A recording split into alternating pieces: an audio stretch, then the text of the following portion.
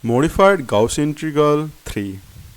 So basically I've been solving the integrals of the form integral from 0 to infinity of e to the power minus x square f of x dx in the name of modified Gaussian integral, and this is the third video in the series. Before this, I had f of x as x to the power n cos ax, and now this is the time for sin ax. Let's solve it. So we will basically use the complex definition of sin x, and that is integral from 0 to infinity of e to the power minus x square, and then that is e to the power iax minus e to the power minus iax by 2i dx. Now we can take a 1 by 2i outside the integral, since that's such a constant, and we get integral from 0 to infinity of e to the power minus x square plus iax, and then minus e to the power minus x square minus iax dx. Yeah. Now you can try to complete the square, and that will simplify the problem a lot. So let's try to complete the square.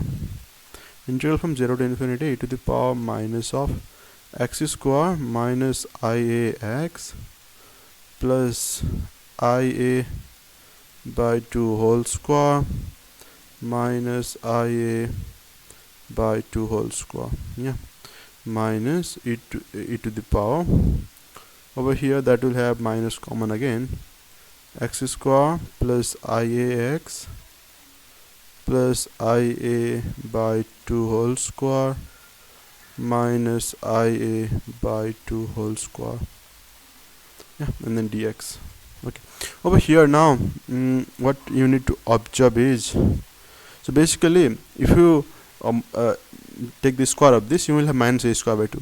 Minus sign will make it plus a square by 2, but again here's a minus sign that makes again minus a square by 2.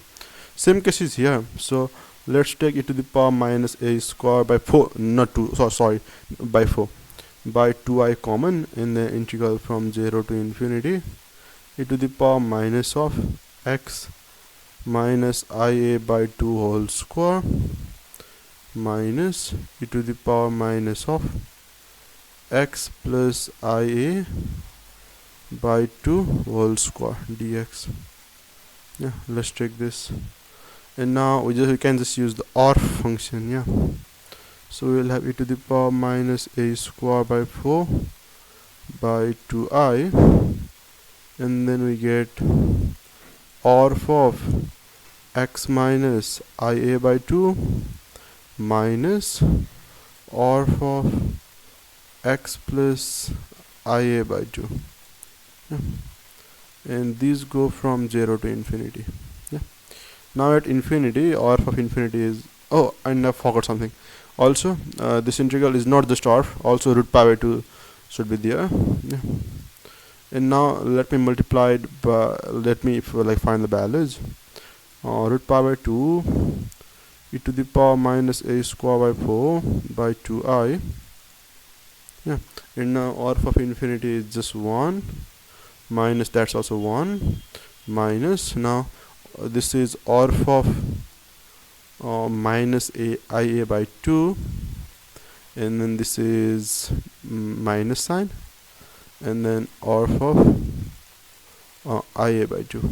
Yeah, and you should have known that OR is an odd function. That's why this minus can be taken out, because it's an odd function. And now since there's a minus sign, that makes all of them plus. Yeah, and like also you should know that OR of I theta, that's actually I times OR phi of theta. Yeah, so that's why using this property we can change to OR phi, and so we get root pi by 2 e to the power minus a square by 4 by 2i. This is just 0, and from here we get I OR phi of a by 2 plus I OR phi of a by 2. Yeah, and now the I cancels out from here, and that also there's a 2 times or phi a by 2, so 2 also cancels out. That gives us root pi by 2 e to the power minus a square by 4 or phi a by 2. That will be the answer. Yeah. And let's check if it's correct or not. Root pi by 2 e to the power minus a square by 4 or phi a by 2. Yeah, that's an answer. And yeah, this also has a name, I guess. This function basically root pi by 2 e to the power minus, wait, let me see and I will tell you. Okay, so basically this has a name. The name is Dawson's f function. Dawson's f function. Yeah, and the definition of this function is f of g is defined as root pi by 2 in e to the power minus g square or phi of g. This is the definition of the Dawson's f function.